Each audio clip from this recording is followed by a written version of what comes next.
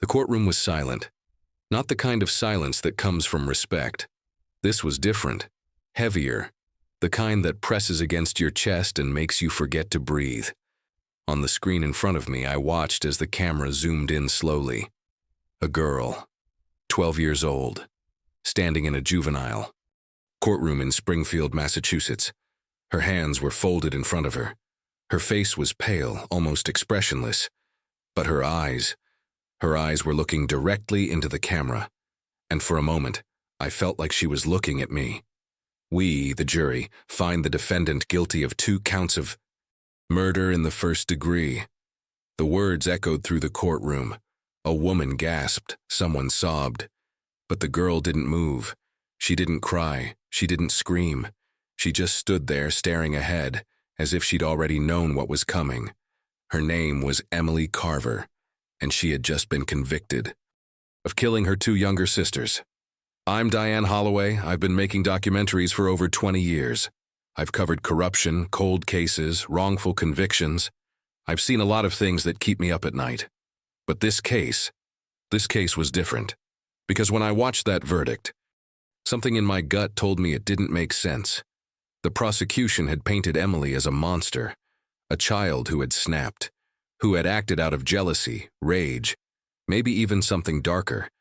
The media had called her the girl with no soul. Newspapers ran headlines like, "Can evil be born at 12?" But I'd seen monsters before. I'd looked into their eyes, and Emily Carver didn't look like one. She looked empty, like someone who had given up a long time ago. The case had gripped the nation, a perfect family shattered in one night. 2 little girls, ages 6 and 8, found dead in their home. Their older sister, the only other person in the house, covered in blood. No sign of a break-in, no other suspects. It seemed open and shut. But the more I read, the more questions I had. Why had the defense been so weak? Why had certain witnesses never been called? Why had the trial moved so fast? And most of all, why had Emily confessed so easily? I sat in my apartment that night, the glow of my laptop lighting up my face. I scrolled through articles, court transcripts, forums full of people screaming for justice. Everyone had already made up their minds, but I hadn't. I leaned back in my chair and stared at the frozen image on my screen. Emily Carver, standing in that courtroom, staring into the camera. And I whispered to myself, "There's something wrong here." I didn't know it yet, but that whisper would lead me down a road I wasn't prepared for. A road filled with lies, manipulation, and a truth so dark that it would make me question everything I thought I knew about justice. Because Emily Carver didn't kill her sisters, but someone wanted the world to believe she did. I started where every investigation starts, at the beginning, before the trial, before the arrests, before the night that destroyed everything. I needed to understand who the Carvers were, or at least who they appeared to be. What I found was almost too perfect. The Carvers lived in a quiet suburb just outside Springfield. Tree-lined streets, well-kept lawns, the kind of neighborhood where people jog in the morning and wave to each other from their driveways. Safe, peaceful, normal. Richard Carver was a financial advisor, respected in his field. He wore suits to work and coached Little League on weekends. His smile was wide and confident in every photo I found. His wife, Margaret, was a stay-at-home mom. She volunteered at the school library. She baked cookies for fundraisers. In every family photo, she stood just slightly behind Richard, her hand resting gently on one of the girls' shoulders. And the girls. Emily, the oldest, was 12. Honor roll student. Quiet. Polite. Teachers described her as mature for her age. Then there was Sophie, 8, bright and bubbly. She loved drawing and played the piano. And finally, little Grace, 6 years old, the baby of the family. Wide eyes and missing front teeth in every picture. I watched home videos the prosecution had submitted as evidence. Birthday parties, Christmas mornings, a trip to the beach, the girls laughing, Margaret smiling, Richard filming it all, his voice warm and proud in the background. "Say hi to the camera, Em." Emily waved shyly, then looked away. It all looked so normal. But I've learned something in this line of work. When something looks too perfect, it usually is. I started digging into their social media. Margaret's Facebook page was a shrine to family life. Pictures of the girls in matching dresses, posts about school achievements, quotes about motherhood and gratitude. But I noticed something strange. The comments were always glowing, always supportive, but they were also generic. Like people were saying what they thought they should say, not what they actually felt. And then I found the interviews. After the murders, reporters had swarmed the neighborhood. They'd spoken to everyone who knew the Carvers, and that's where the cracks started to show. They were a lovely family, one neighbor said on camera. Very private. Another neighbor, an older woman named Mrs. Brennan, had been more direct. That house was too quiet, she said. I lived next door for 6 years. I never heard those girls play outside, not once. A former teacher of Emily's had given a statement to police. I found it buried in the case files. Emily was an excellent student, but she never spoke unless spoken to. She seemed, I don't know, careful, like she was always thinking before she answered. Careful. That word stuck with me, and then there was the comment that made me pause the video and rewind. A neighbor, interviewed 3 days after the murders, her voice shaking. I saw Margaret once, late at night. She was sitting in her car in the driveway. Just sitting there, crying. I knocked on the window to ask if she was okay, but she looked at me like she didn't want me to see her. She drove off without saying a word. I wrote that down. Margaret Carver, sitting alone in her car, crying. Why? I kept digging. School records, medical files, anything I could legally access. And slowly a picture started to form. Not of a perfect family, but of a family performing perfection. I leaned back in my chair and rubbed my eyes. It was past midnight. My apartment was quiet except for the hum of my laptop. I looked at the screen. A frozen frame from one of the home videos. The whole family together, smiling. But now I noticed something I hadn't before. Emily wasn't looking at the camera. She was looking at her father. The official version of what happened on March 14th was clear, straightforward, convincing. At least that's what the jury believed. According to the prosecution, this is what happened. Richard Carver was away on a business trip. He'd left 2 days earlier and wasn't scheduled to return until the following morning. Margaret had gone to visit her sister in Boston. She'd left around 7 p.m. planning to stay the night. That left Emily alone with her 2 younger sisters. The prosecutor said Emily had been resentful, jealous, that she'd been tasked with watching her sisters too often, that she felt overlooked, unloved. And that night, something inside her snapped. According to the timeline presented in court, Sophie and Grace were put to bed around 8:30. Emily stayed up watching television. Then, sometime between 10 p.m. and midnight, she went upstairs. What happened next was described in cold, clinical language during the trial. I won't repeat it here. But the result was clear. 2 little girls were dead. When Margaret returned home the next morning at 9 a.m., she found Emily sitting on the front porch, silent, covered in blood. Police arrived within minutes. Emily didn't resist. She didn't run. She barely spoke. And when they asked her what happened, she said 4 words that sealed her fate. I did something bad. The evidence seemed overwhelming. Emily's fingerprints were everywhere. Her clothes were soaked in blood.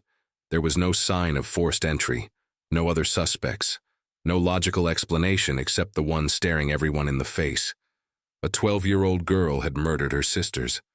But as I sat in my office reviewing the case files, I started noticing things that didn't fit. The timeline, for one. Margaret had called Emily at 8 p.m. to check in. Emily answered. She sounded fine, normal. She said the girls were already asleep and she was watching a movie. But the medical examiner estimated time of death between 10 p.m. and 1 a.m., a 3-hour window. During the trial, the prosecution argued Emily had lied to her mother, that the girls weren't actually asleep yet, that she'd killed them later. But here's what bothered me. If Emily had already decided to kill her. Sisters, why answer the phone at all? Why not let it ring? Then there was the physical evidence. Emily weighed 92 pounds. Sophie weighed 56. Grace weighed 42. The crime scene photos showed that both girls had been moved after death, dragged from one room to another. The prosecution said Emily had done this to stage the scene, to make it look like something else. But I consulted with a forensic expert off the record. He looked at the photos and the measurements.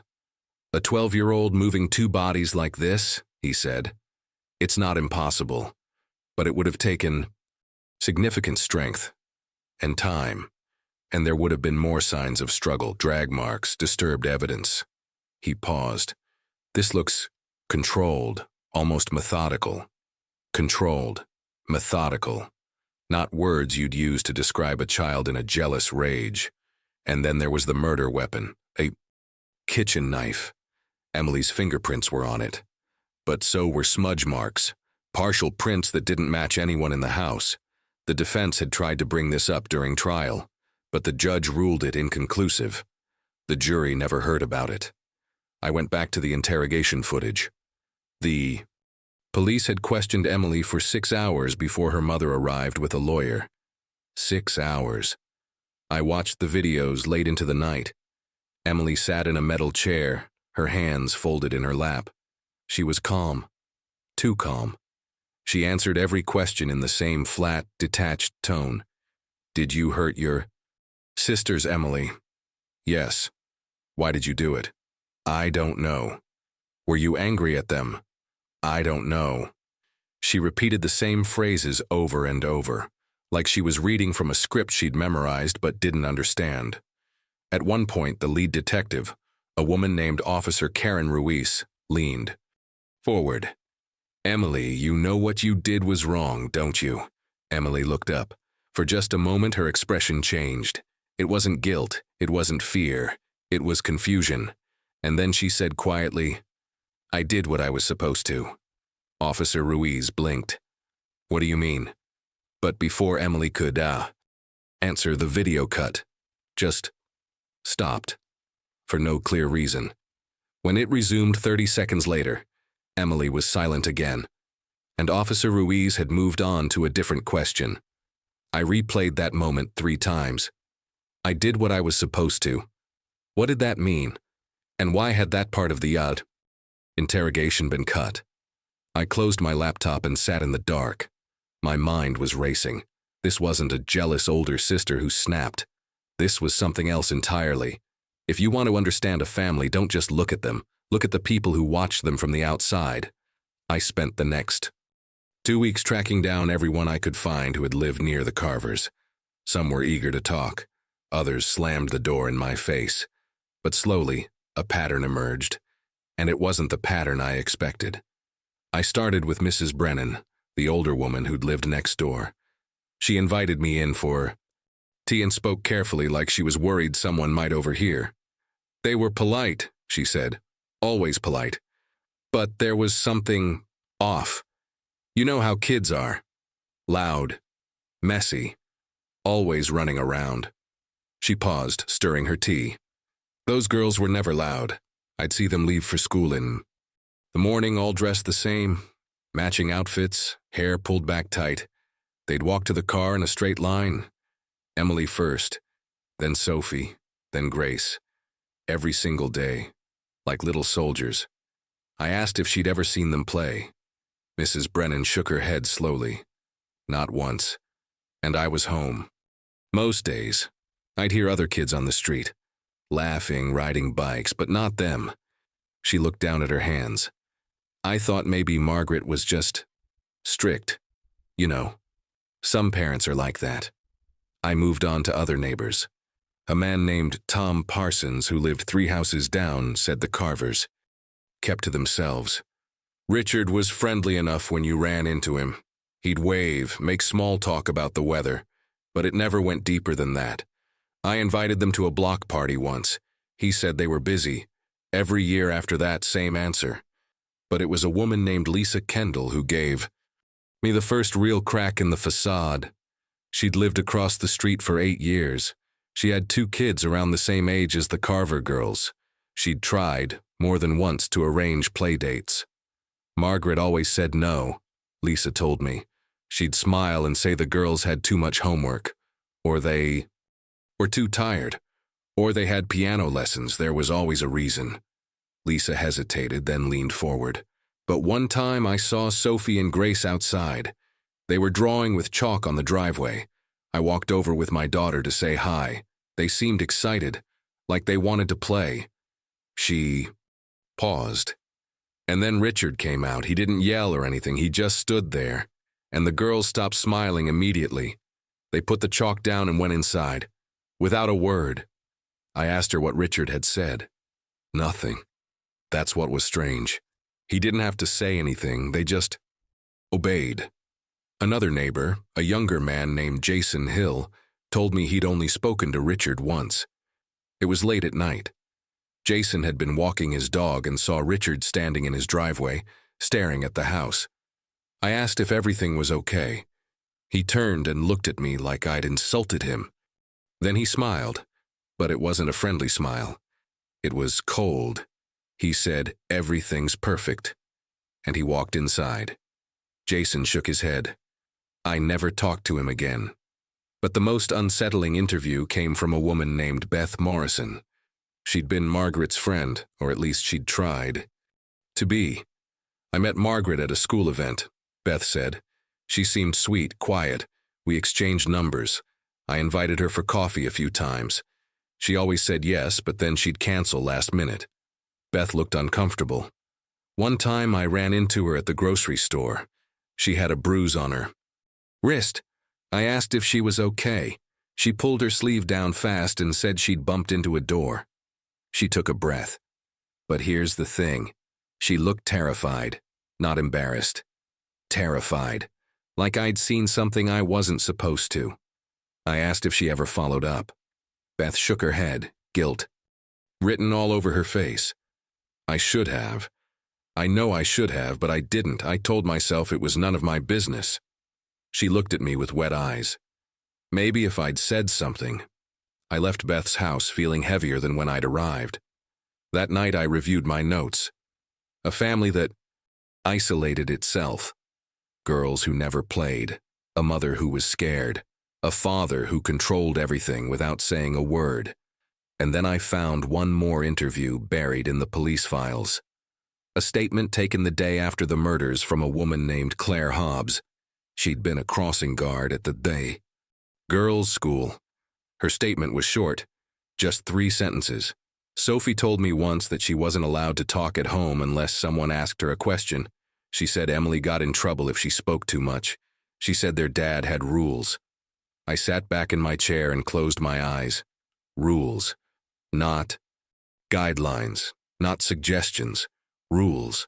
And somewhere in the back of my mind a voice whispered, what happens to a child who's raised under rules like that? What happens when they're told, over and over, that obedience is the only thing that matters? What happens when they're taught that speaking out has consequences? I opened my eyes and looked at the photo of Emily on my desk, standing in that courtroom, staring ahead with empty eyes. And for the first time, I didn't see a killer.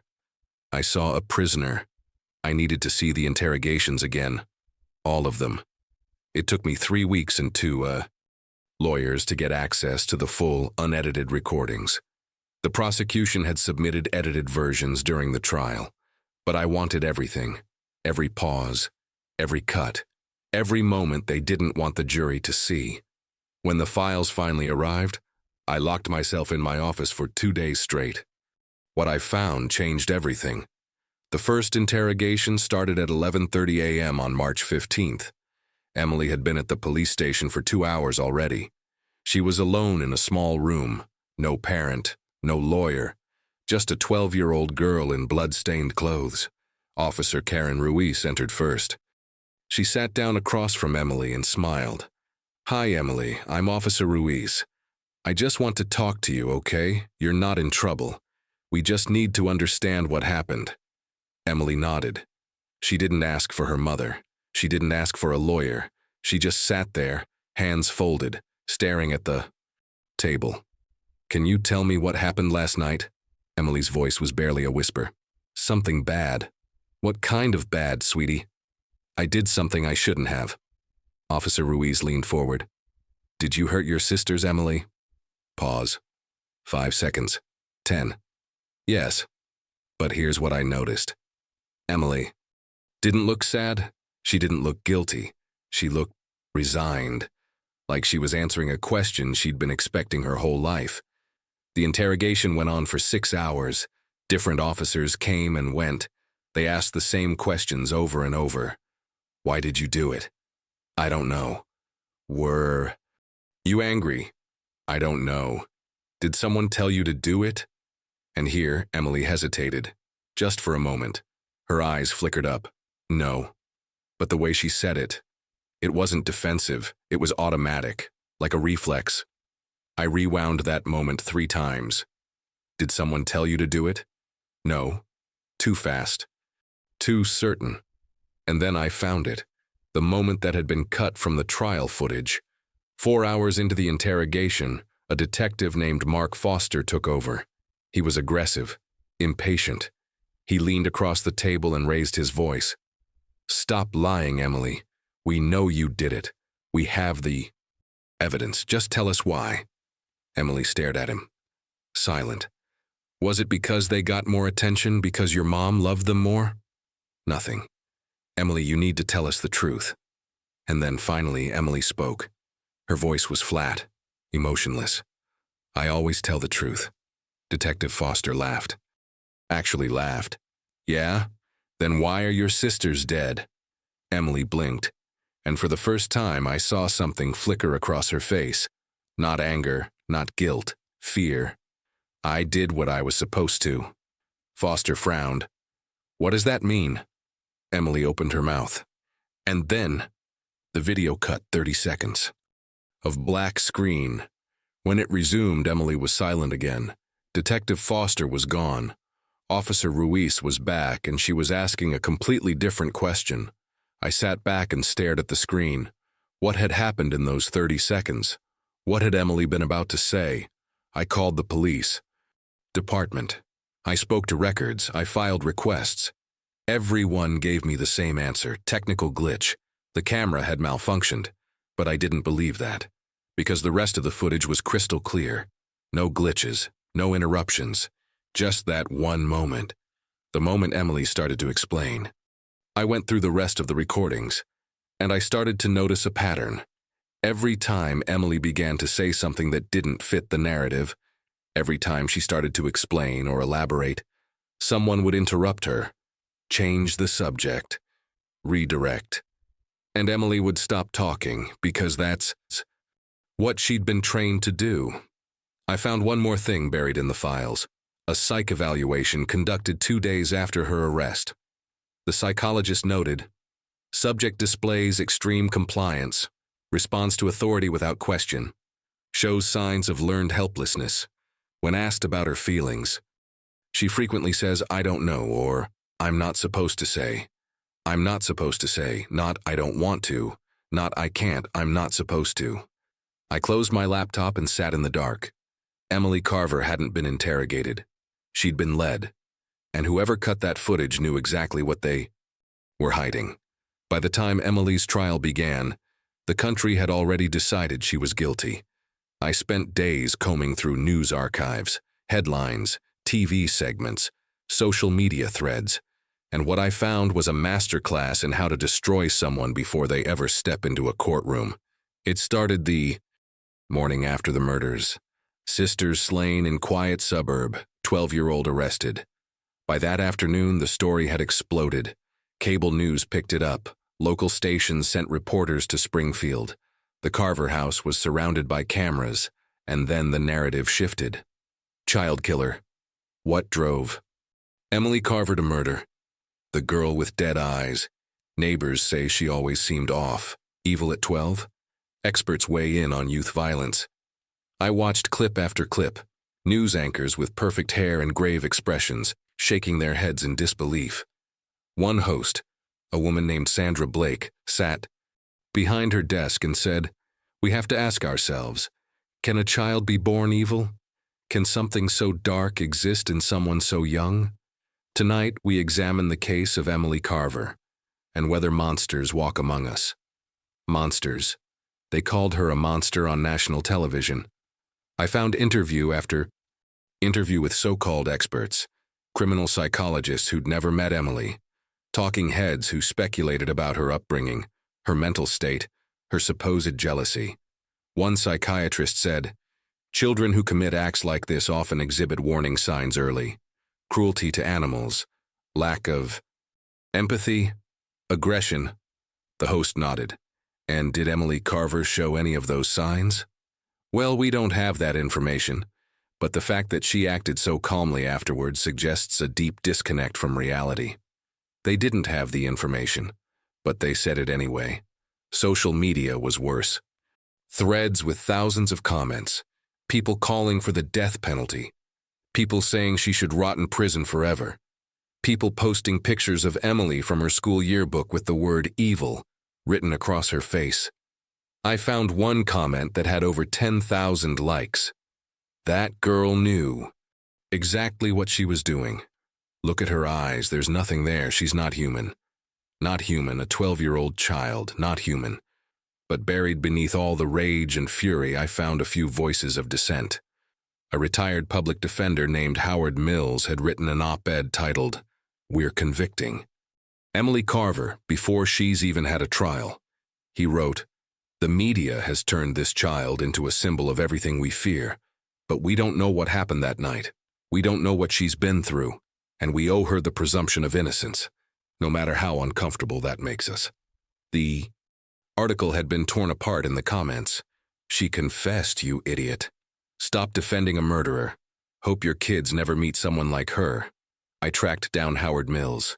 He was living in a small apartment in Boston. When I called, he sounded tired.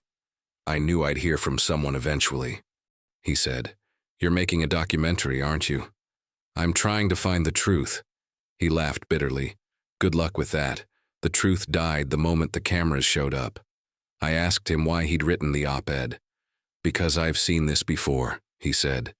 "A case gets media attention, people make up their minds. And by the time the trial starts, it doesn't matter what the evidence says. The jury's already been poisoned." He paused. "Emily Carver never had a chance."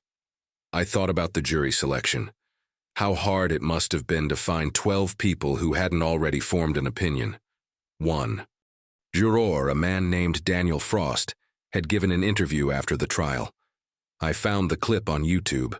The reporter asked, "Was it difficult to convict someone so young?" Daniel looked directly into the camera. "At first, yes. But then I thought about those two little girls, and I knew we had to do the right thing." The right thing. I wondered if he ever thought about the interrogation footage he never saw, the missing 30 seconds, the evidence that was never presented. I wondered if he ever questioned whether he'd actually done the right thing, or if he just believed what he'd been told. That night, I sat in my apartment with the lights off. My laptop glowed in the darkness. On the screen was a frozen image from a news broadcast.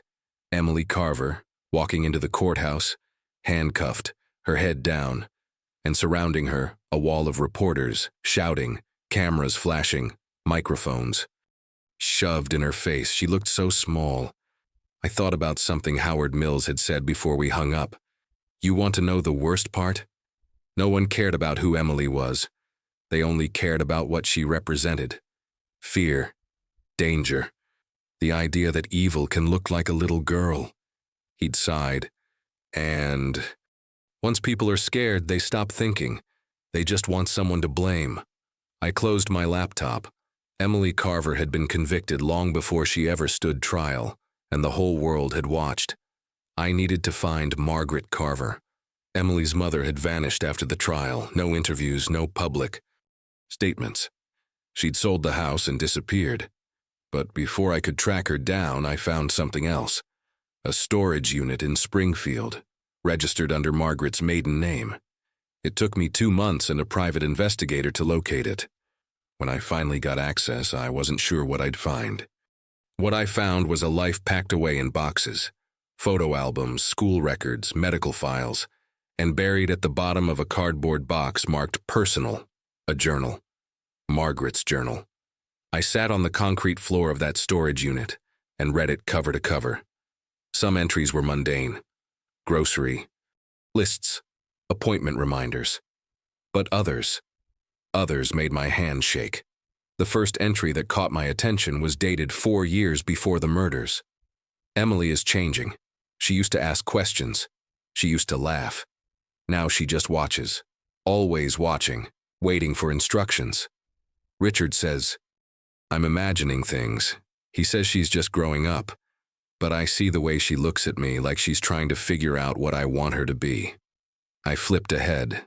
6 months later. She copies everything I do. The way I fold my hands. The way I tilt my head when I'm listening. Richard says it's sweet. That she admires me. But it doesn't feel like admiration. It feels like survival. Survival. I kept reading. The entries became darker, more fragmented. I asked Emily what she wanted for her birthday. She looked at Richard before answering. Why does she do that? Why does she always look at him?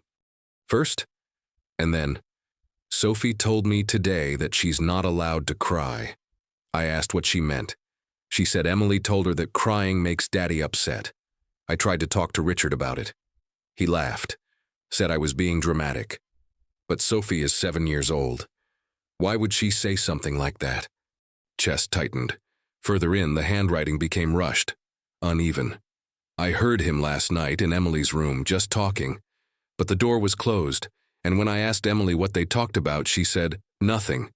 But her hands were shaking. I'm afraid of him. I don't know when it started, but I'm afraid, and I don't know how to protect them, because if I leave, he'll take them. He's told me that. He'll take them, and I'll never see them again. I had to stop reading. I set the journal down and took a breath. This wasn't just a strict household. This was control. I picked up the journal. Again. Toward the end, the entries became frantic. Emily doesn't talk anymore, not really. She answers questions. She does what she's told. But she doesn't talk. She's 12 years old, and she moves through this house like a ghost. I tried to take the girls to my sister's for the weekend. Richard said no. He said they needed to stay home. That they had responsibilities. What responsibilities? Their children. And then, 3 months before the murders. I think Emily knows something is wrong. She looks at me sometimes like she wants to tell me something. But then Richard walks in and she stops. She goes quiet. We're all so quiet in this house. The final entry was dated 2 weeks before the murders. I have to get them out. I don't know how yet, but I have to. Richard is, I can't write it. I can't even think it. But I see the way he looks at her, at Emily. And I know something terrible is going to happen if I don't do something. The next page was torn out. I searched the entire box, but that page was gone. What had Margaret written? What had she known? I found something else at the bottom of the box, a small envelope. Inside was a letter, handwritten, addressed. To no one. I unfolded it carefully. To whoever finds this, I wasn't strong enough. I tried. God knows I tried. But I was too afraid. Afraid of him, afraid of losing my girls, afraid of what people would think. Emily is not a monster. She is my daughter, and she did what she thought she had to do. Not because she's evil, but because she was taught that obedience is the only way to survive. I should have protected her. I should have protected all of them. But I was too weak. And now 2 of my daughters are dead, and the 3rd is in prison. If you're reading this, please understand Emily is a victim, not a murderer. She was just trying to make him happy, like we all were. The letter wasn't signed. But I knew Margaret's handwriting by now. I sat in that storage unit for a long time. The fluorescent lights buzzed overhead. My throat felt tight. Emily wasn't acting out of jealousy. She wasn't acting out of rage. She was acting out of obedience, doing what she thought she was supposed to do, what she'd been trained to do. I thought about the interrogation footage, the way Emily had answered every question with the same flat tone. I did what I was supposed to. Not I wanted to. Not I chose to. I was supposed to. I carefully packed the journal and the letter back into the box. My hands were trembling. I needed to find Margaret. I needed her to tell me what that torn page said. I needed her to tell me what Richard had done. Because the more I uncovered, the clearer it became. Emily Carver hadn't killed her sisters. She'd been used, and someone had made sure she'd take the fall. Finding the babysitter took longer than I expected. Her name was never mentioned in any of the court documents, not once. I only discovered her existence by accident, a single line in Margaret's journal. Anna stopped coming over. She said she couldn't anymore. She wouldn't say why, but I saw the look in her eyes. She was scared. Anna. I went through old tax records, childcare payments, bank statements I had no legal right to see but obtained anyway. And finally, I found her. Anna Westfield, 26 years old at the time of the murders. She'd worked for the Carvers for 2 years before quitting abruptly 6 months before the killings. She was living in Portland, Maine now, working as a nurse. When I called, she didn't want to talk. I have nothing to say about that. Family. Please, just 30 minutes. I already told the police everything. You were never called to testify. Silence. They never called you, I repeated. Why is that, Anna? Another long pause. Then, meet me at the diner on Westbrook Street. Tomorrow, 2 p.m., and come alone. The diner was, nearly empty when I arrived. Anna sat in a corner booth, her hands wrapped around a coffee mug. She looked tired, older than her years. I sat down across from her. Thank you for meeting me. She didn't respond, just stared into her coffee. I placed my recorder on the table. May I? She nodded. Tell me about the Carvers. Anna took a breath. I thought they were normal at first. A little strict, maybe, but normal. Richard seemed like a good father. Margaret was sweet. The girls were well-behaved. She paused. Too well-behaved. I leaned forward. What do you mean? I've babysat a lot of kids. And kids are kids, you know? They're loud, they make messes, they fight over toys, but those girls, they were silent. I'd put on a movie for them and they'd sit perfectly still. Hands folded, eyes forward, like little statues. She shook her head. I thought maybe Margaret had just raised them that way. But then I started noticing other things. Like what? Like the way Emily would flinch if I raised my voice, even a little. I wasn't yelling at her. I was just calling from the other room, but she'd flinch like I'd hit her. Anna's hands tightened around her mug. And Sophie, sweet. Little Sophie. She asked me once if she was allowed to have a snack. I said of course, but she looked terrified. She said, "Are you sure? We have to ask first." I told her it was fine, that she didn't need permission for everything. Anna's voice cracked, but she wouldn't eat it until I physically handed it to her and said, "Sophie, you are allowed to eat this." Only then did she take a bite. I wrote that down. What about Emily? Anna looked up at me. Her eyes were wet. Emily was different. She was the oldest, and she acted like a little adult. She made sure her sisters were quiet. She cleaned up after them. She corrected them if they stepped out of line.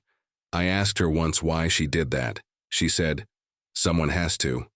Anna wiped her eyes. One time, Grace spilled juice on the floor. It was an accident, just a little spill. But Emily panicked. She grabbed paper towels and cleaned it up so fast. And then she made Grace apologize. Over and over. Say you're sorry, say it again. Say it like you mean it. She looked at me. I told Emily it was okay, that accidents happen. But she looked at me like I'd spoken a foreign language. She said, "He doesn't like messes." He, I repeated. Anna nodded. Richard, did you ever see him discipline them? No, that's the thing. I never saw him yell, never saw him hit them. But he didn't have to. She leaned forward. He had this voice, this calm, quiet voice. He'd walk into a room and everything would stop. The girls would freeze. Margaret would freeze. And he'd just stand there, smiling, and say something like, "Everything okay in here?" And they'd all say yes, even if it wasn't. "What made you quit?" Anna looked down. "Sophie told me something. She was drawing a picture, just me and her in the living room and out. Of nowhere, she said, "Emily does what Daddy says, even when she doesn't want to." I stopped writing. What did she mean? I asked her. She looked at me with these big, scared eyes, and she said, "If Emily doesn't do it, he gets mad at Mommy, so Emily always does it." Anna's voice dropped to a whisper. I asked what she meant by it. But then Emily walked in, and Sophie went completely silent, like a switch had been flipped. She shook her head. I tried to talk to Margaret about it, but she just smiled and said Sophie had an active imagination, that everything was fine. But her hands were shaking when she said it. Anna looked at me with hollow eyes. I quit the next day. I couldn't be in that house anymore. I felt like I was watching something terrible happen in slow motion, and I didn't know how to stop it. Did you tell the police this? Yes, I called them the day after the murders. I told them everything. They said they'd be in touch. And they never called me back. I stared at her. They never called you back? No. And when I tried calling them, I got transferred around until someone finally told me they had all the information they needed, that my testimony wasn't necessary. She laughed bitterly. I wanted to go to the trial. I wanted to testify, but no one asked me to. Emily's lawyer never contacted me. The prosecution never called. It's like they didn't want anyone to know what that house was really like. I sat back in my seat. This was it. This was the piece everyone had ignored. Anna, what do you think happened that night? She looked at me for a long time. Then she said quietly, I think Emily did exactly what she was told to do. By who? By the only person she'd ever learned to obey. Richard. I felt my stomach turn. One more question, I said. Did you ever hear Richard say anything to Emily? Anything specific? Anna closed her eyes, like she was trying to remember something she'd buried. Once. I was upstairs getting Grace ready for bed. I heard Richard talking to Emily in the hallway. I couldn't see them, but I heard him say, You understand what you have to do, don't you? And Emily said, Yes, Daddy, and he said, Good girl. I knew I could count on you. She opened her eyes. I thought he was talking about homework or chores, but now she couldn't finish the sentence. I reached across the table and held her hand. Thank you, Anna. You may have just saved Emily's life. She shook her head, tears streaming down her face. I should have done more. I should have called someone. I should have. You were scared, and you were right to be. I turned off the recorder. Anna looked at me. Do you really think you can prove she didn't do it? I met her eyes. I'm going to try. I needed experts, people who could look at the evidence without bias, without the media's narrative clouding their judgment. I contacted Dr. Sarah Brennan, a forensic pathologist who'd worked on over 300 homicide cases. She agreed to review the crime scene photos and autopsy reports. I also reached out to Marcus Chen, a crime scene analyst who specialized in blood spatter patterns and physical evidence reconstruction. Neither of them knew anything about the case. I wanted their opinions untainted. We met in my office. On a Tuesday afternoon, I spread the files across the conference table. Photos, diagrams, measurements, everything the jury had seen, and some things they hadn't. Dr. Brennan put on her reading glasses and started with the autopsy reports. Marcus examined the crime scene photos in silence. After 30 minutes, Dr. Brennan looked up. Can I ask you something? Anything. How much did the defendant weigh at the time of the murders? 92 pounds. She frowned. And the victims? Sophie was 56 pounds. Grace was 42. Dr. Brennan flipped through the photos again. She pointed to one image, a wide shot of the hallway. Both victims were found in the upstairs hallway, but according to the initial report, they were killed in their bedroom. That's a distance of approximately 15 feet. She looked at me. You're telling me a 92-pound 12-year-old moved 2 bodies, one at a time, that distance, after committing an act that would have been physically and emotionally exhausting? That's what the prosecution argued. She shook her head slowly. It's not impossible, but it's highly unlikely. Moving dead weight takes significant strength, especially for a child. There would have been drag marks, scuff marks, signs of struggle. Marcus spoke up for the first time. There are none. He pointed to a close-up of the hallway floor. The carpet shows minimal disturbance. If someone had dragged 2 bodies across this surface, you'd see clear patterns. Friction marks, fibers out of place. This looks almost clean. Dr. Brennan nodded. Exactly. It suggests the bodies were moved with care, methodically, not in a panic, not by a child in shock. I wrote that down. Marcus pulled out another photo. This one showed blood spatter on the bedroom wall. This is interesting, he said. The blood pattern here suggests a single point of origin, but the distribution is inconsistent with what you'd expect from a struggle. Meaning? Meaning the victims likely didn't fight back, or couldn't. Dr. Brennan leaned in. Were toxicology reports done? I checked the file. Yes, nothing unusual. What about prescription medications in the house? I paused.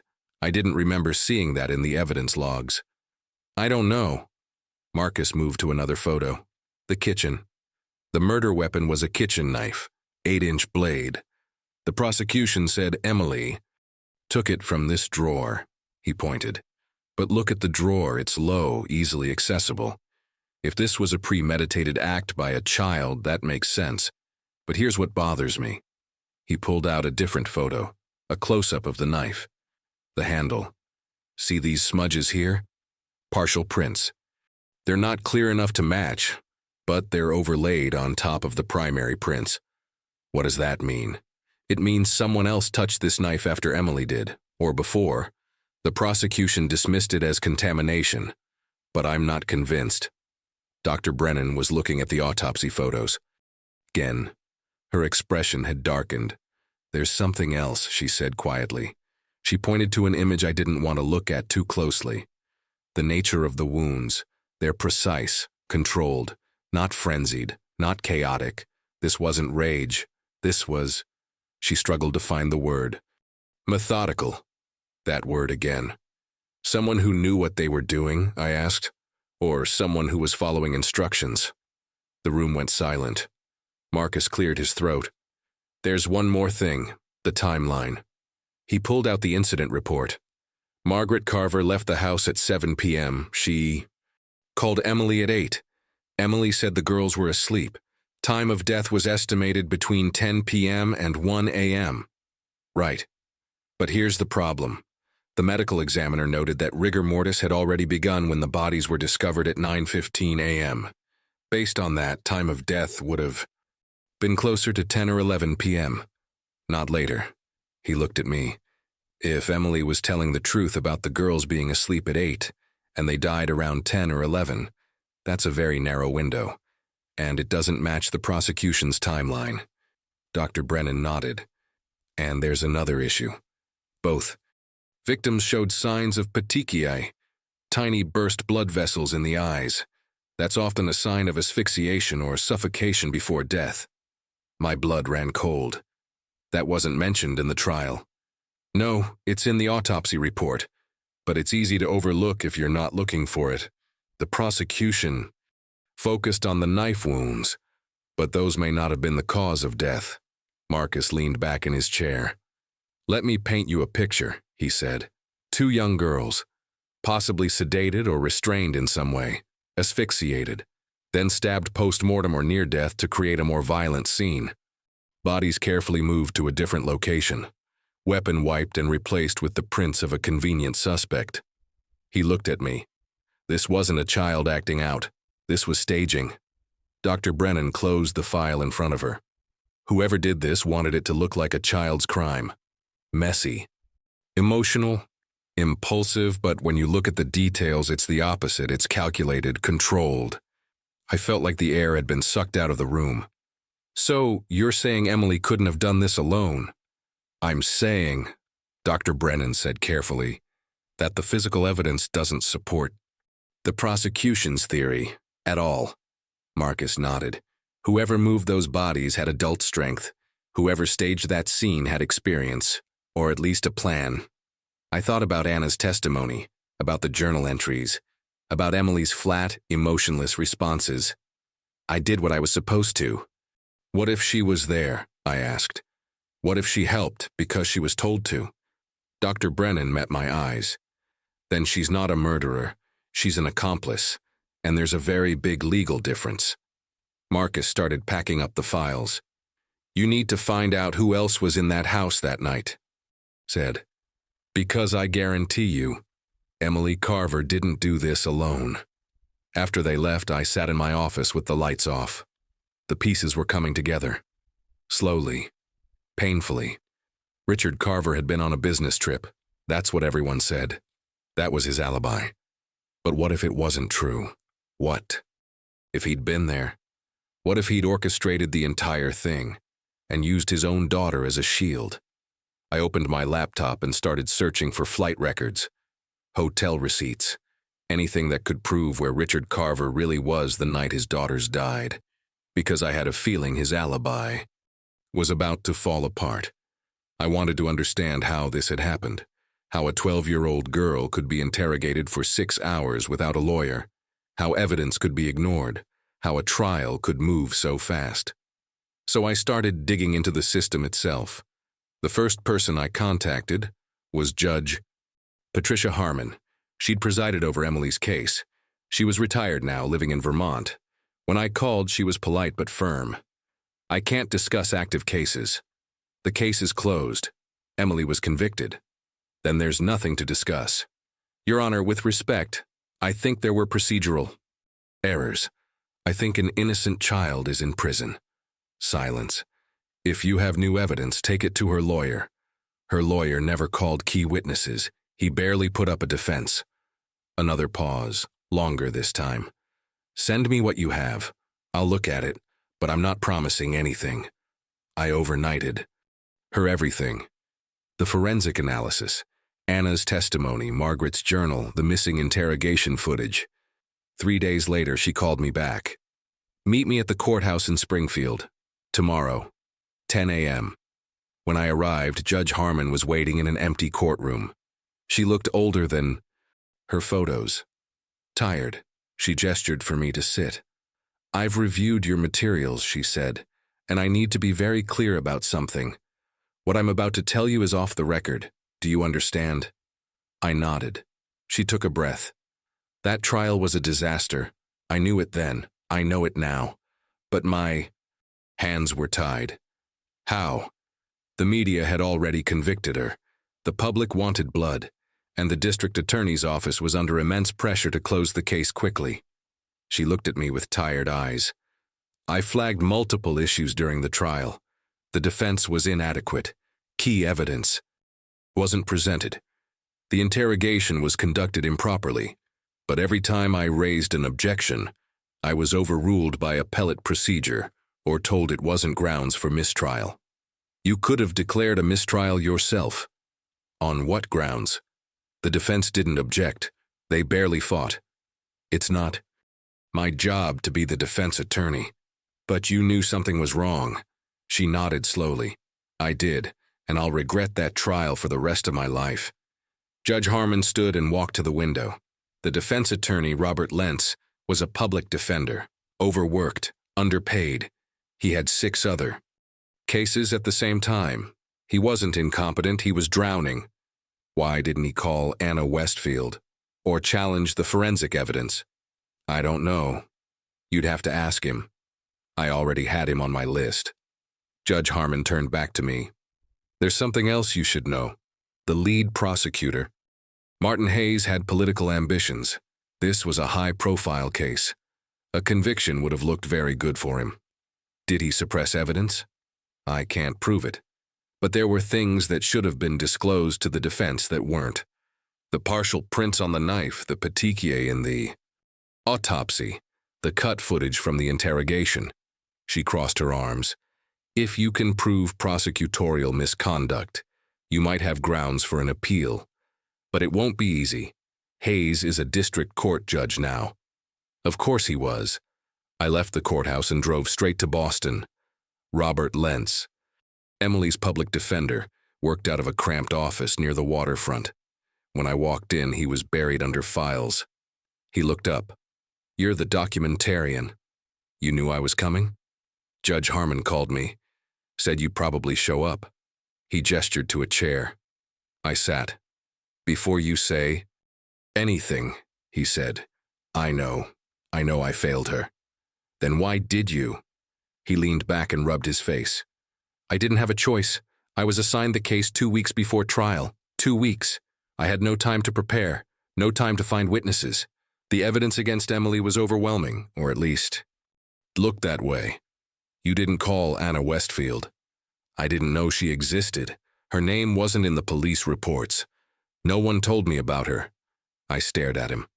"The police didn't include her in the reports?" "No. I found out about her later, after the trial. I tried to file an appeal based on newly discovered evidence, but it was denied." "Why?" "Because the judge said I should have found her during trial, that it was my failure, not the state's." He shook his head. "The system is designed to protect convictions, not overturn them. Once someone's found guilty, the burden of proof flips. You have to prove not just that there's new evidence, but that it would have changed the outcome, and that's almost impossible. What about the interrogation? 6 hours without a lawyer? I raised that. The judge ruled that Emily wasn't in custody. She was free to leave at any time. The fact that she didn't ask for a lawyer was considered voluntary waiver. She was 12. I know, but legally it stood." Robert Lentz looked at me with hollow eyes. "I've been a public defender for 15 years. I've seen a lot of injustice. But Emily's case haunts me. Because I knew. Deep down, I knew. Something wasn't right. But I didn't have the time or the resources to fight it. What about Richard Carver's alibi? What about it? Did you verify it?" He frowned. "He wasn't a suspect. Why would I?" "Because maybe he should have been." Robert sat forward. "What are you saying?" I pulled out the forensic reports, the timeline inconsistencies, Anna's testimony about Emily's obedience. He read in silence, and as he did, I watched his expression change from confusion to horror. "Oh my God. You didn't know."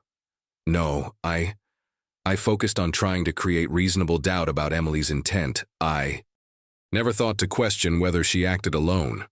He looked up at me.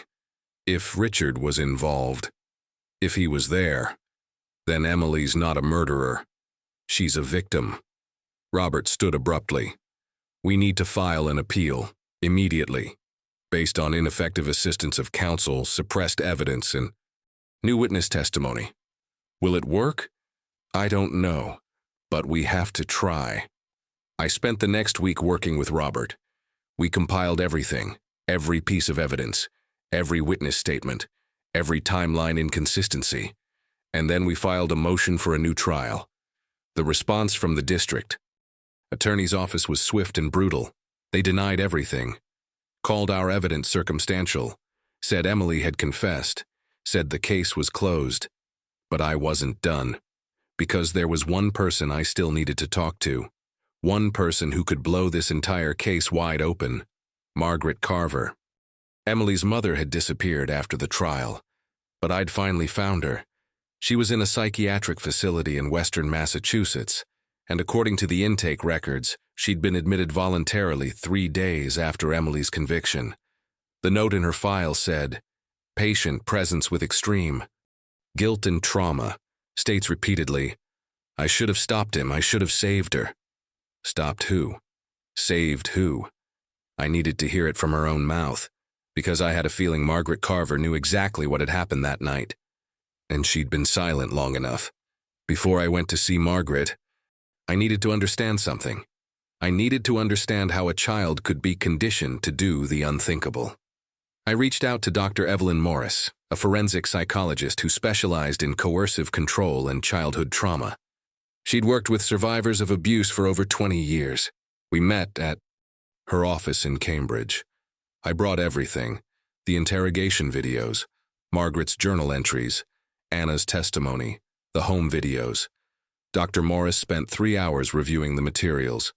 She didn't say much, just took notes, occasionally rewound a video, made small sounds of recognition.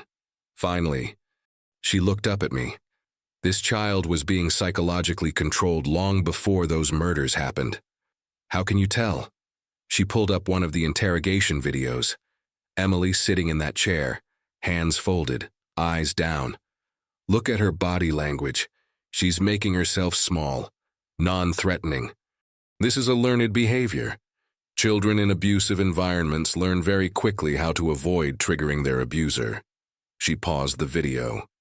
Notice how she never makes eye contact unless directly asked a question. That's trained submission. She's been taught that unsolicited eye contact is disrespectful or dangerous. Dr. Morris played another clip. The moment Emily said, "I did what I was supposed to."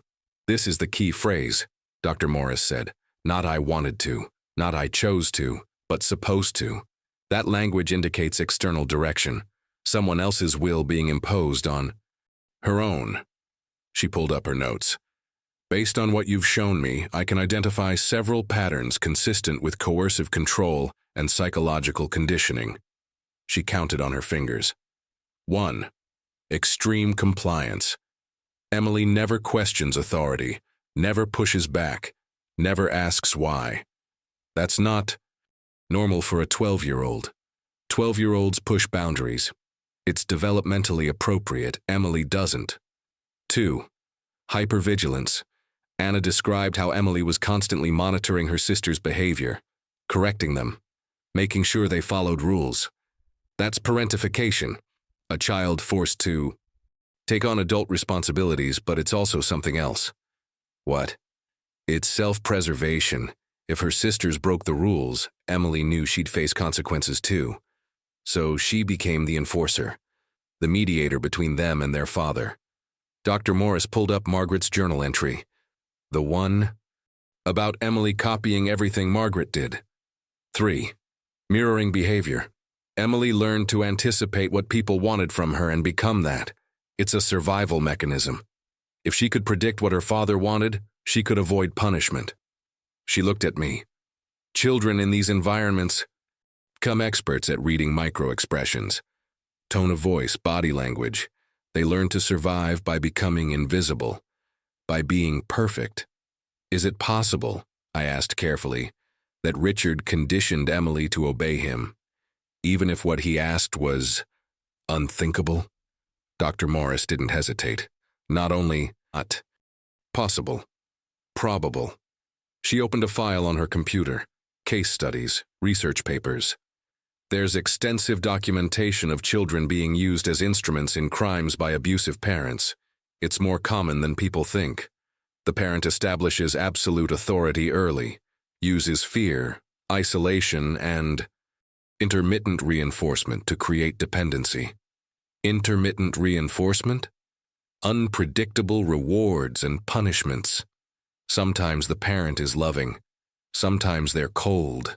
The child never knows which version they'll get, so they're in a constant state of anxiety, always trying to please. She pulled up Anna's testimony about Richard's calm voice, how he never had to yell. This is a hallmark of coercive control. The abuser doesn't need to be loud. They've already established that disobedience has consequences. So a look, a tone, a subtle shift in body language, that's enough. Dr. Morris played the interrogation video again. The part where Emily said, "I always tell the truth." Listen to how she says that. It's automatic, rote. That's a programmed response. She's been told, probably thousands of times, that lying is unacceptable.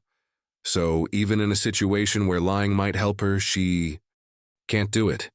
She's been conditioned not to. So when the police asked if she killed her sisters, She said yes, because that's what she believed, or what she'd been told to believe, or what she knew she was supposed to say. Dr. Morris leaned back in her chair. Let me ask you something. In the materials you've shown me, have you ever seen Emily express anger, frustration, sadness? I thought about it. The videos, the interrogations, the trial footage. No. Exactly. Because she's been taught that emotions are dangerous, that showing how you really feel leads to punishment.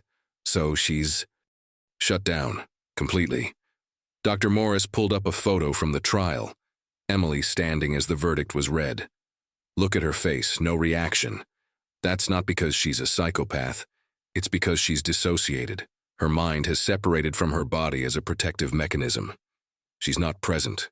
She's, somewhere else. Somewhere safe. I felt sick. Can this kind of conditioning be undone? With years of therapy? Maybe. But the damage is profound. Emily's sense of self, her autonomy, her ability to make independent choices, all of that has been systematically destroyed. Dr. Morris closed her. Here's what I think happened. I think Richard Carver spent years conditioning Emily to obey him without question. I think he isolated the family, controlled Margaret, and created an environment where his word was law. She looked at me. And I think he used Emily to commit those murders.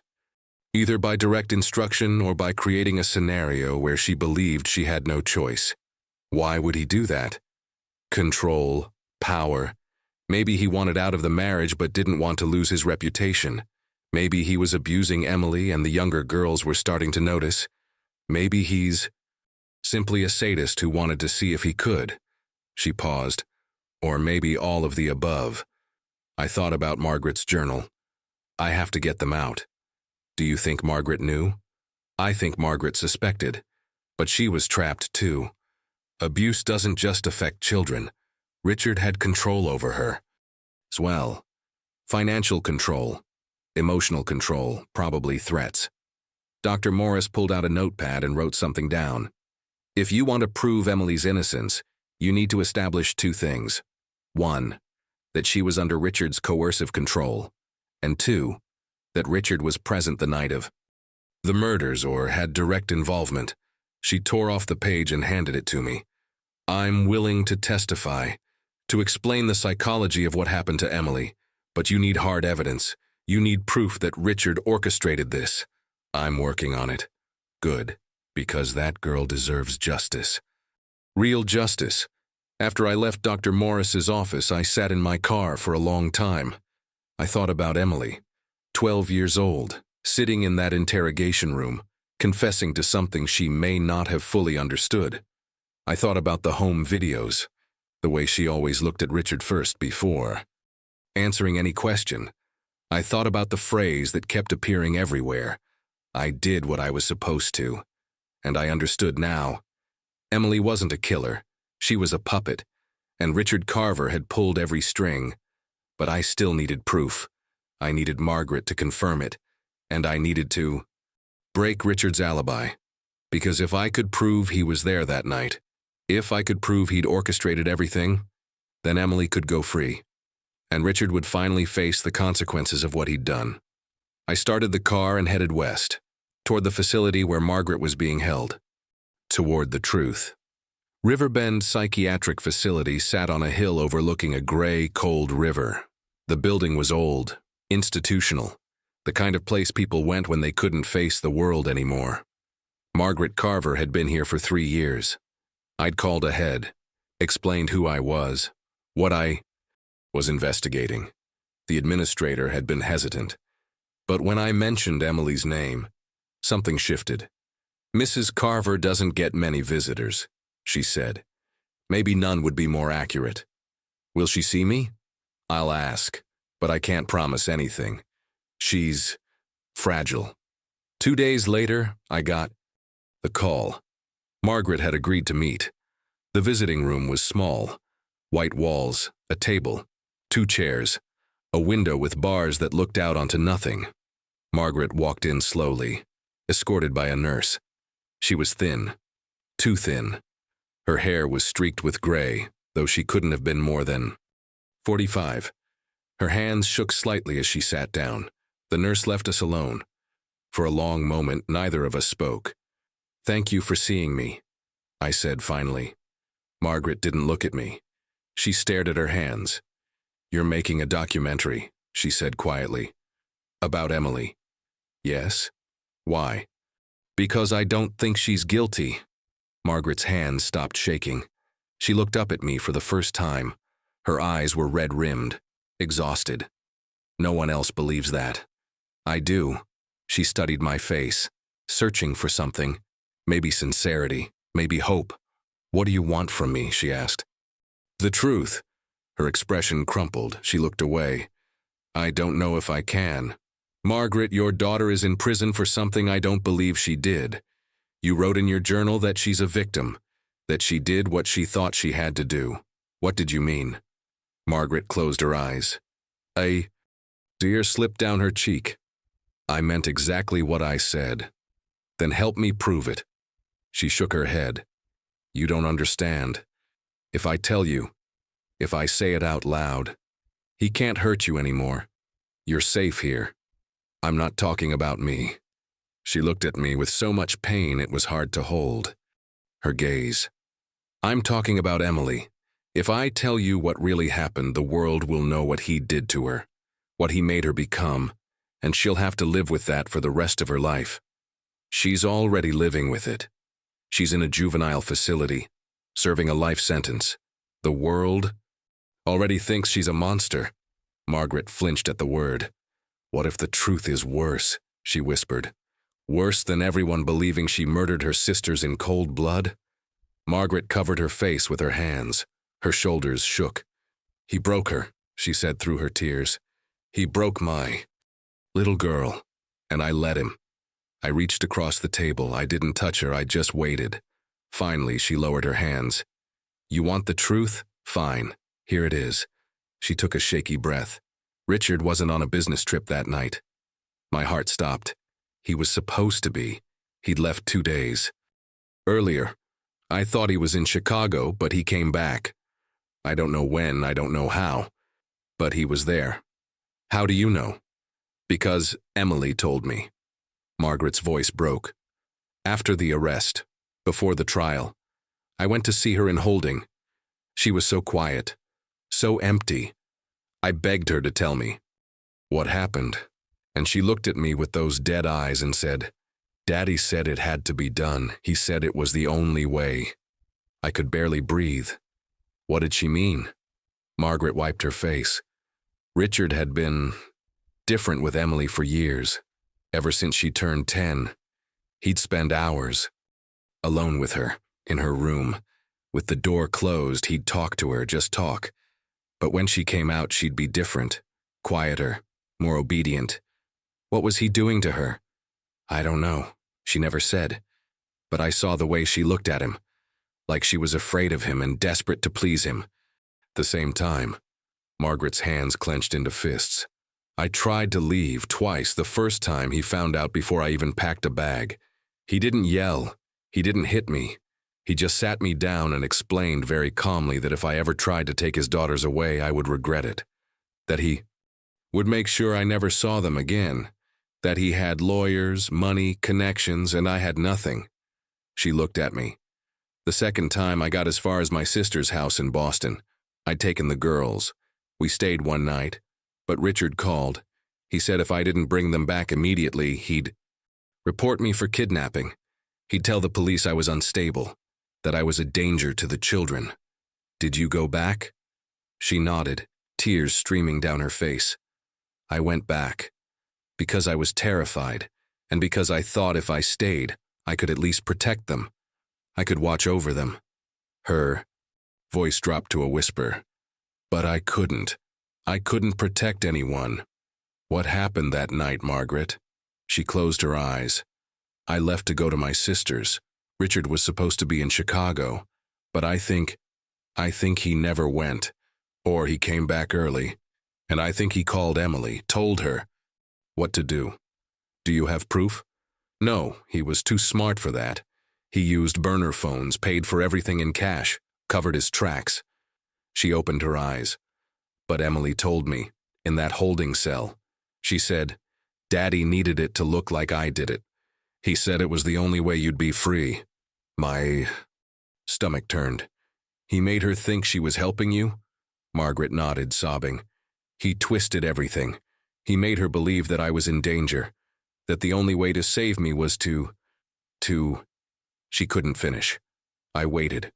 Finally, Margaret continued. He conditioned her for years, taught her that his word was absolute, that disobeying him meant terrible things would happen. Not to her, to me, to her sisters. He used our safety as leverage.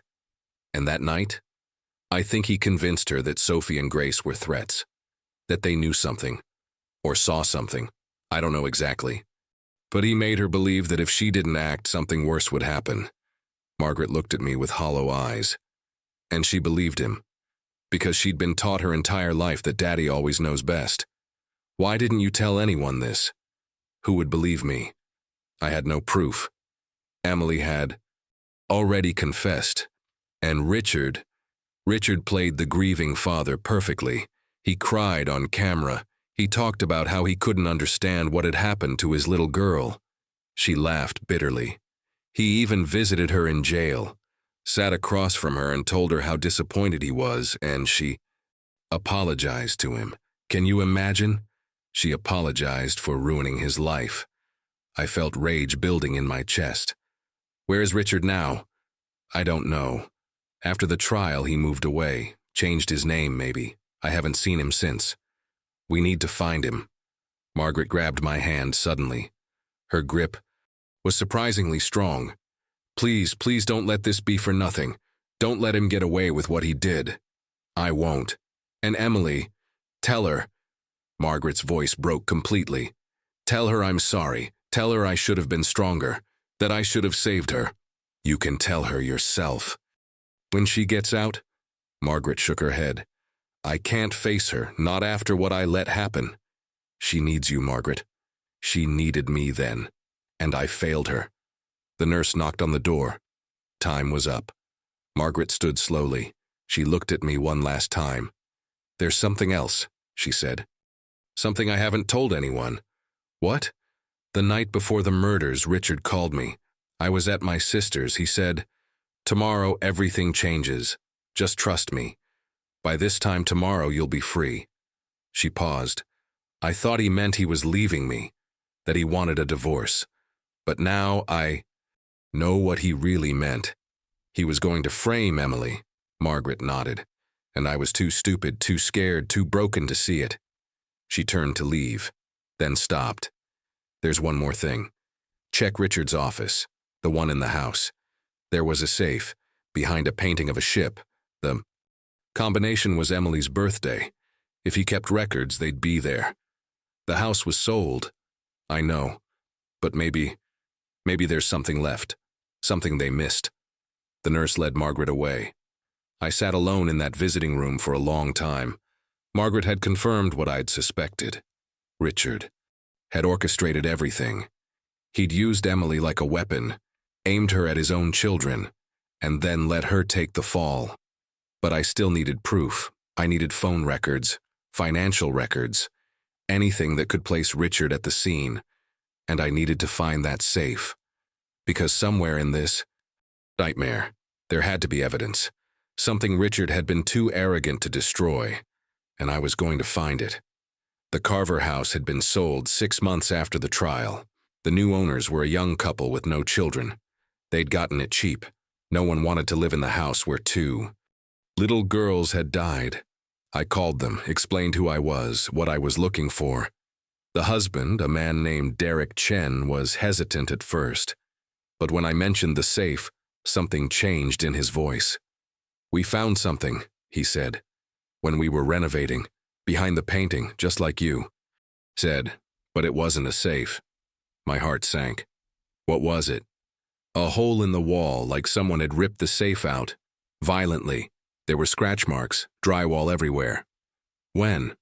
Hard to say. Could have been before we bought it. Could have been during the time it sat empty. We just patched it up. And moved on. Dead end. But I wasn't giving up. I went back to Richard's timeline, the business trip to Chicago. I had already requested his travel records through Robert Lentz, but the airline had been slow to respond. Finally, 3 weeks later, I got the documents. Richard Carver had booked a round-trip flight to Chicago, departed March 12th at 6 a.m., return flight scheduled for March 15th at 10 a.m. But here's what made me stop breathing. He'd checked in for the departure flight. His boarding pass had been scanned, but there was no record of him actually boarding the plane. I called the airline, spoke to a supervisor, explained the situation. If someone checks in but doesn't board, what happens to their luggage? It gets pulled. FAA regulations, for security reasons. Is there a record of that? There should be. She put me on hold. 5 minutes. 10. Finally, she came back. We have a record of a bag being pulled from that flight. Passenger no-show. What happened to the bag? According to this, the passenger picked it up at the airport later that day. What time? 3:15 p.m. My hands were shaking. Richard had checked in for the flight, made it look like he'd left, but he'd never boarded. He'd picked up his luggage and, what, driven back home? It was a 2-hour drive from the airport to Springfield. If he left at 3:15, he could have been home by 5:30, hours before Margaret left for her sister's house. I pulled up his credit card. Records. Another document Robert had subpoenaed for the appeal. March 12th. Gas station in Palmer, Massachusetts.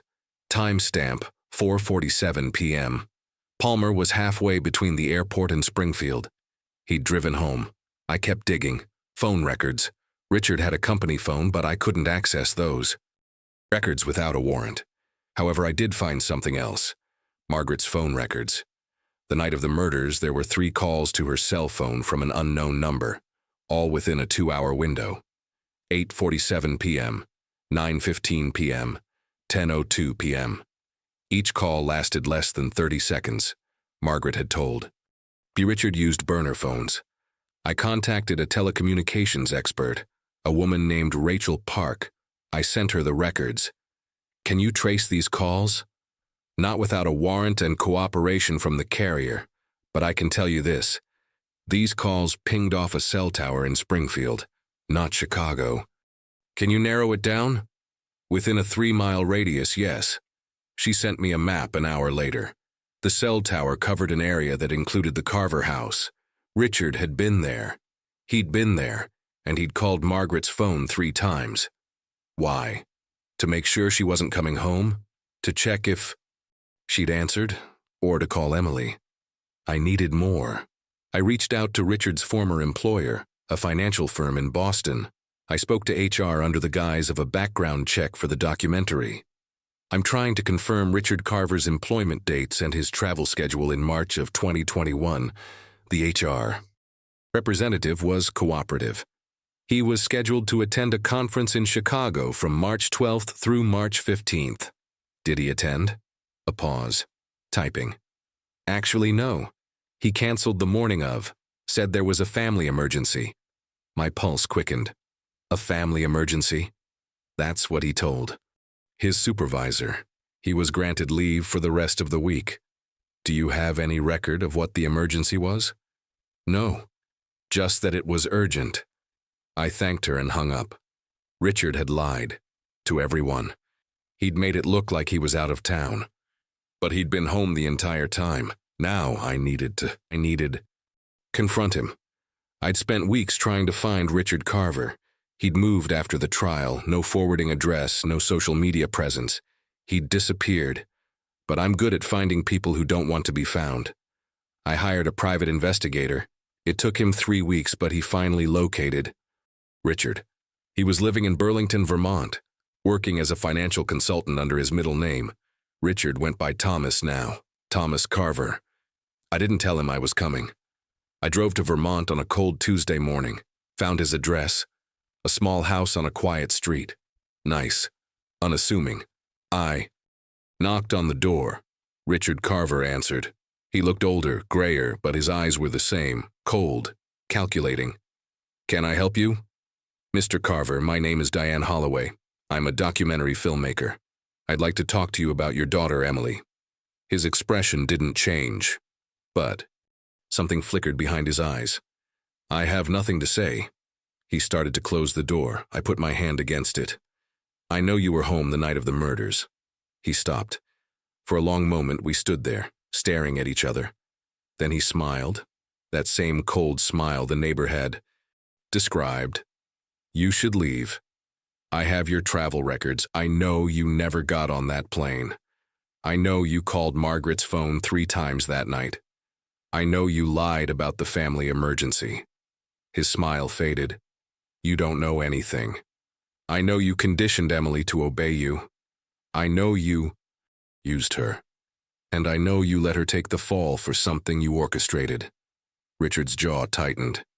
Be very careful what you accuse me of. Or what? You'll do to me what you did to your daughters? His face went dark. Get off my property. Emily is in prison for murders. I don't believe she committed. She's there because of you. Emily confessed. She's where she belongs. She confessed because you trained her to. Because you spent years teaching her that your word was law. That disobeying you meant people would get hurt. Richard took a step forward. His voice dropped to a whisper. You have no proof, no evidence, nothing but conspiracy theories and speculation. Then why are you so nervous? He wasn't. Not visibly. But I could see it in the way his hands clenched, the way his breathing had quickened. I'm calling the police, he said. Good. Call them. Because I have a lot of questions about your alibi, and I think they will too. Richard stared at me. For a moment I thought he might actually confess, that he might break, but he didn't. Instead he smiled again, that empty, controlled smile. You're wasting your time. Emily killed her sisters. The jury agreed. The judge agreed. The evidence was overwhelming, and nothing you do will change that. We'll see. I turned to leave, but then I stopped and looked back. You know what the saddest part is? Emily still loves you. Even after everything you did, she still thinks she was helping you, that she was being a good daughter. For just a second, Richard's mask slipped. I saw something in his eyes. Not guilt, not remorse, satisfaction.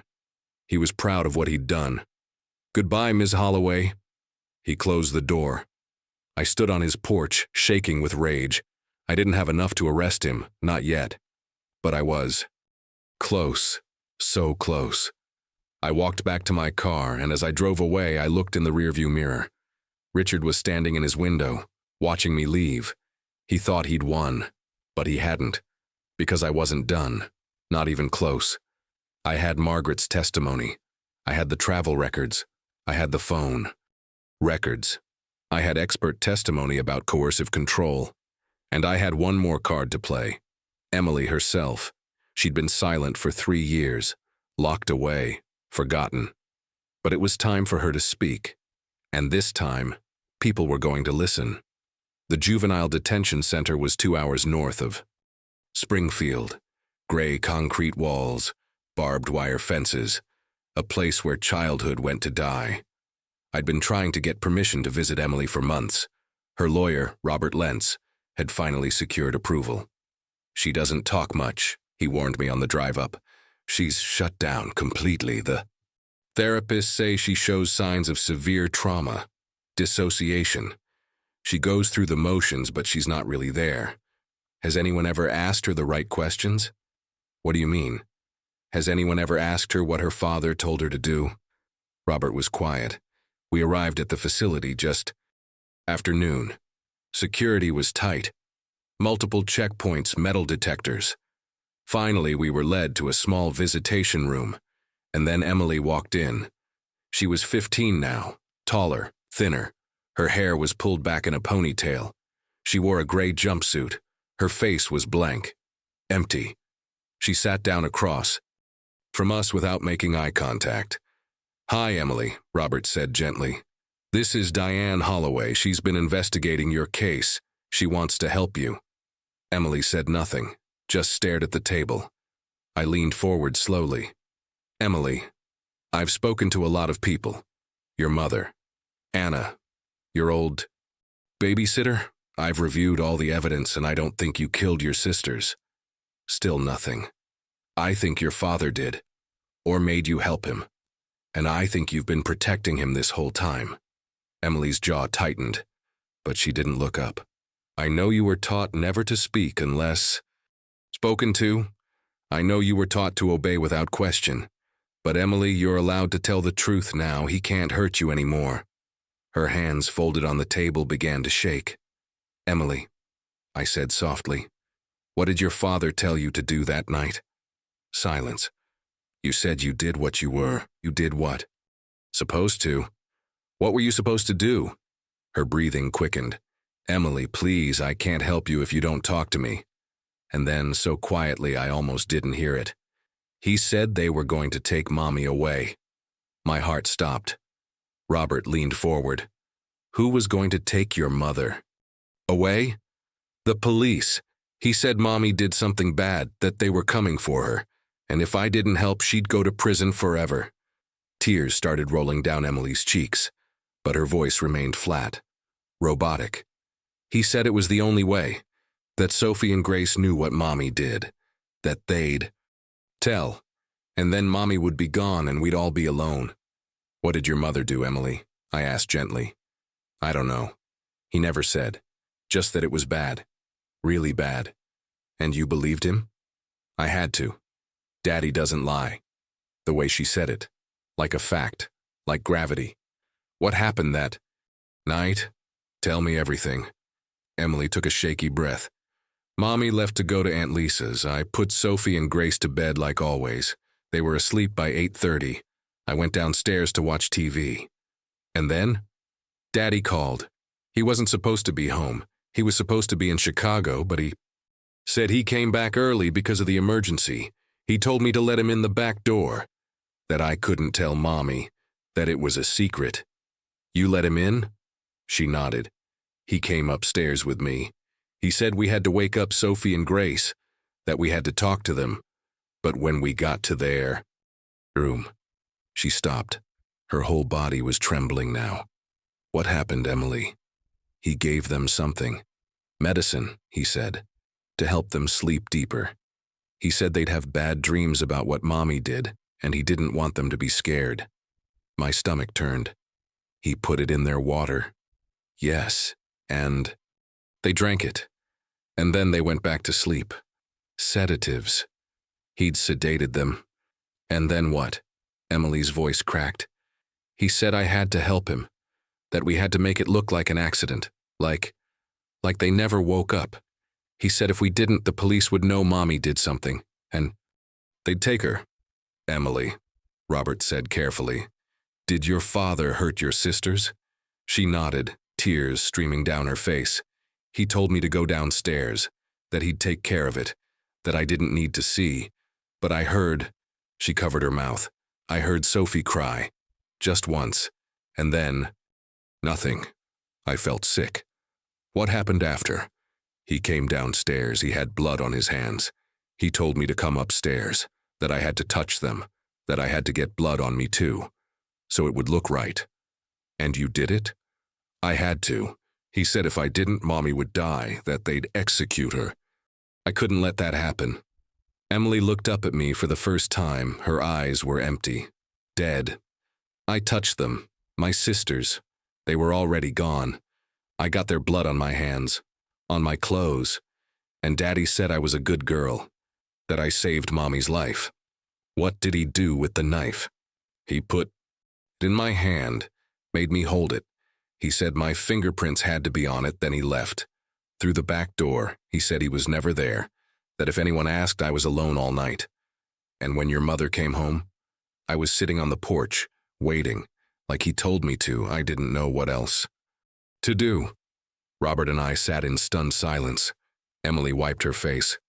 When the police asked me if I killed them, I said yes, because I touched them. I had their blood on me, and Daddy said I helped. So I thought that made me guilty. Emily, I said gently, you didn't kill anyone. Your father murdered your sisters, and he manipulated you into thinking you were responsible. She shook her head. But I helped. I let him in. I didn't stop him. I touched them. You were 12 years old. You were terrified. You thought you were saving your mother. But I wasn't. He lied, didn't he? Didn't? I nodded. Yes, he lied about everything. Emily's face crumpled. Sophie called for me. When it was happening, I heard her say my name, and I didn't go to her. I stayed downstairs like he told me to. She sobbed. She was scared, and I wasn't there. I wasn't there because I was being a good daughter, because I always do what Daddy says. Robert put his hand over hers. Emily, listen to me. None of this is your fault, do you understand? None of it. But Emily just kept crying. I should have known. I should have stopped him. You couldn't have, I said. He spent years conditioning. Training you to obey without question. You didn't have a choice. Everyone has a choice. Not when someone takes it away from you. Emily looked at me, lost, broken. What happens now? Now we prove what really happened. We get you out of here, and we make sure your father pays for what he did. Will people believe me? Yes, because you're not alone anymore. I pulled out the documents, Margaret's journal, Anna's testimony, the forensic reports, the phone records. All of this supports your story. Your father was home that night. He lied about his alibi. He manipulated you, and he let you take the fall. Emily stared at the papers. Why did he do it? That was the question I'd been asking myself, and I had a theory. I think your father wanted out of the marriage, out of the responsibility, but he didn't want to lose his reputation.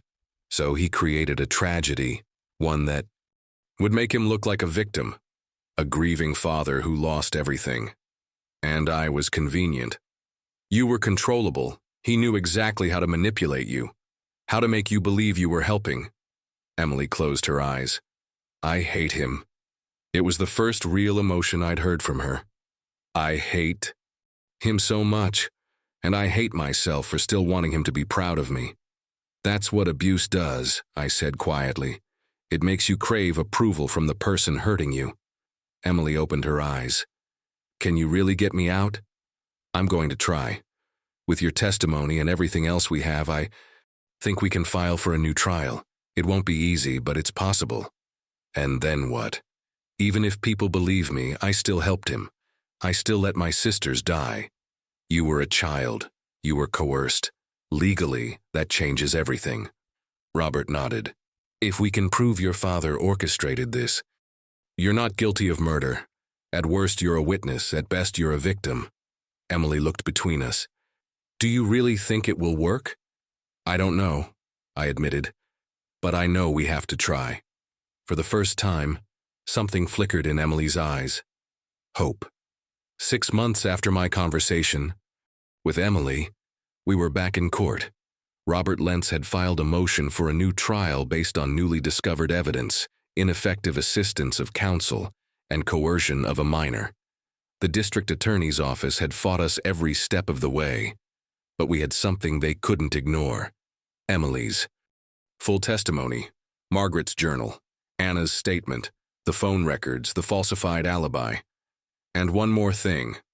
2 weeks before the hearing, Richard Carver made a mistake. He'd been living quietly in Vermont, thinking he'd gotten away with it. But our investigation had made him nervous. Nervous enough to reach out to someone from his past, a former colleague, someone he trusted. He'd sent an email, just a few lines, but it was enough. If anyone asks, confirm I was at the Chicago conference. The dates matter. March 12th, 15. I need this to stay buried. The colleague had forwarded it to us. It was an admission, not a confession, but close enough. Richard was actively trying to maintain his false alibi. Now we sat in a packed courtroom, media everywhere. The case that had gripped the nation 3 years ago was back in the spotlight. Only this time, the narrative had shifted. Judge Patricia Harmon presided. The same judge who'd felt powerless during the first trial. She'd agreed to hear our motion personally. Robert stood and addressed the court. Your Honor, We are here today because a grave injustice was done. Emily Carver, a 12-year-old child, was convicted of a crime she did not commit. She was manipulated, coerced, and used as an instrument by her father, Richard Carver, who orchestrated the murders of his own daughters and allowed Emily to take the blame. The prosecutor, a man named David Stern, stood immediately. "Your Honor, this is a desperate attempt to relitigate a case that was decided fairly by a jury," Emily Carver confessed. "The evidence was overwhelming. This motion is based on speculation and hearsay." Judge Harmon raised her hand. "I've reviewed the materials submitted by the defense. This hearing will proceed. Mr. Lentz, call your first witness." Robert nodded. "The defense calls Dr. Sarah Brennan." Dr. Brennan took the stand and walked the court through the forensic evidence. The inconsistencies in the crime scene, the improbability of Emily moving the bodies alone, the evidence of sedation. "In my professional opinion, Dr. Brennan concluded, this crime was committed by someone with adult strength and planning capability, not a 12-year-old child acting impulsively." The prosecutor cross-examined her aggressively, but she held firm. Next, Robert called Dr. Evelyn Morris. Dr. Morris explained coercive control in detail, how Richard had conditioned Emily over years, how children in abusive environments lose the ability to make independent choices. "Emily Carver didn't commit murder," Dr. Morris said. "She was a tool, used by her father to carry out his plan." Then came Anna Westfield. Anna told the court about the family dynamics she'd witnessed. Sophie's fear, Emily's robotic obedience, the things that had been ignored during the original investigation. "I told the police all of this," Anna said, her voice shaking. "But no one called me to testify. No one wanted to hear that there was something deeply wrong in that house long before those girls died." Margaret Carver testified via video link from the psychiatric facility. She was frail, broken, but her testimony was damning. She told the court about Richard's control, his threats, his manipulation, and most importantly, his admission to her that he'd been home that night.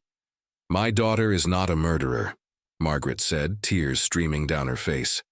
"She's a victim, and I failed to protect her. But this court can still do what's right." The prosecutor tried to discredit her, suggesting she was mentally unstable and unreliable. But Robert was ready.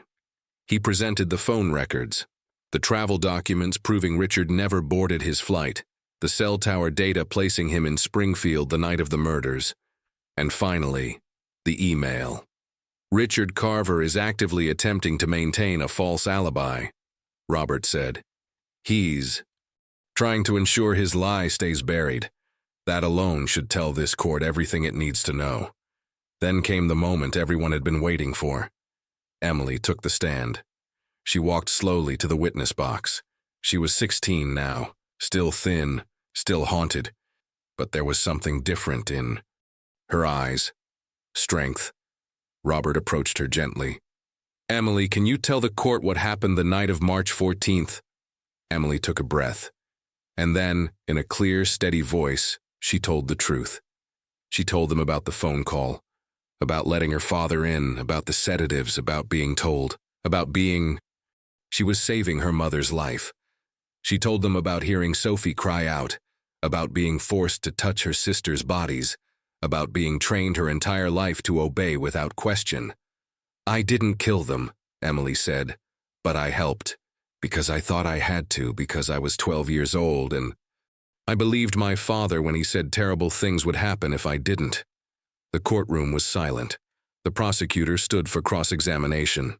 "Ms. Carver, you confessed to these murders, multiple times. Are you saying you lied?" "No. I told the truth as I understood it. I thought helping made me guilty. I thought touching them made me a murderer. I didn't understand that my father had used me. But you had blood on your hands. The murder weapon had your fingerprints. Because my father put it there. Because he made me touch them. Because he staged everything to look like I did it. Alone. Where is your proof?" Emily looked directly at him. "He trained me my whole life to be proof, to be the perfect scapegoat. obedient, controllable, someone who would confess without understanding what they were confessing to. The prosecutor had no response. Judge Harmon called for closing arguments. Robert stood. Your Honor, the evidence is clear. Richard Carver murdered his daughters. He manipulated Emily into believing she was complicit. He falsified his alibi. He suppressed witnesses. And he let a 12-year-old child go to prison for his crimes. He paused. Emily Carver deserves justice. Real justice. Not the mockery of a trial she received 3 years ago. The prosecutor argued that the evidence was circumstantial, that Emily's testimony was self-serving, that the conviction should stand. But even he seemed to know it was over. Judge Harmon took a recess. 2 hours later, she returned. I've reviewed all the evidence presented today. The forensic reports, the expert testimony, the suppressed witnesses, the falsified alibi, and Emily Carver's testimony. She looked directly at Emily. What happened to you is unconscionable. You were failed by the system, by the people who should have protected you, by everyone. Judge Harmon took a breath. I am granting the motion for a new trial. Furthermore, I am ordering Emily Carver's immediate release pending that trial, and I am referring this case to the State Attorney General for investigation into Richard Carver's involvement in these murders. The courtroom erupted. Emily's face crumpled. She covered her mouth with her hands, sobbing. Robert put his arm around her. I sat in the back row, tears streaming down my face. It wasn't over. There would be a new trial. Richard would be arrested. There would be more testimony, more pain, more trauma to relive. But Emily was free. For the first time in 3 years, she could walk out of that courtroom. 2 months later, Richard Carver was arrested in Vermont. He was charged with 2 counts of first-degree murder, evidence tampering, and child abuse. His trial lasted 6 weeks.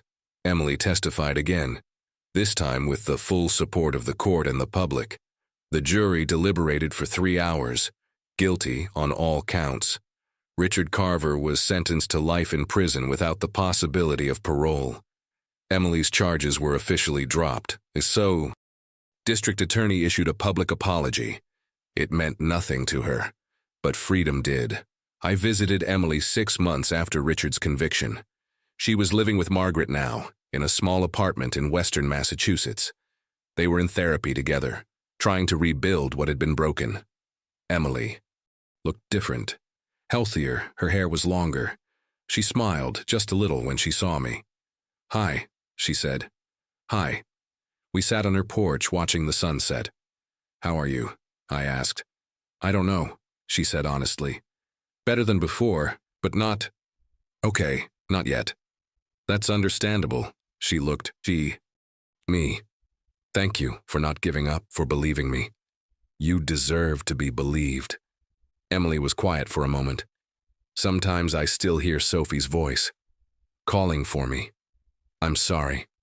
My therapist says it'll get easier, that the guilt will fade, but I don't know if I want it to. Why not? Because if I stop feeling guilty, doesn't that mean I've forgotten them? I shook my head. Guilt and grief aren't the same thing. You can remember your sisters without blaming yourself for what happened to them. Emily nodded slowly. I'm trying. That's all you can do. We sat in comfortable silence. Finally, Emily spoke. I want to do something when I'm older, when I'm better. I want to help kids like me, kids who are being controlled, hurt. I want them to know they're not alone. I think that's beautiful. Do you think I can? I think you can do anything you set your mind to. Emily smiled, a real smile this time. Maybe. Emily Carver was 12 years old when her world ended, not because she was evil, not because she was broken, but because someone she trusted, someone who was supposed to protect her, turned her into a weapon. For 3 years, the world believed a lie, that a child could be a monster, that guilt was the same as truth. But lies, no matter how well constructed, eventually fall apart, and when they do, the truth is often more devastating than anyone imagined. Emily is free now, but freedom doesn't erase trauma. It doesn't undo the years she lost, the childhood that was stolen from her. Justice was served. Richard Carver will spend the rest of his life in prison. But for Emily, the real work is just beginning. Learning to trust again, learning to forgive herself, learning that she was never the monster everyone said she was. She was just a child who did what she thought she had to do, because she'd been taught that obedience was survival. And in the end, that obedience nearly destroyed her. Lies tell better stories. That's why they win, until someone decides to listen to the silence.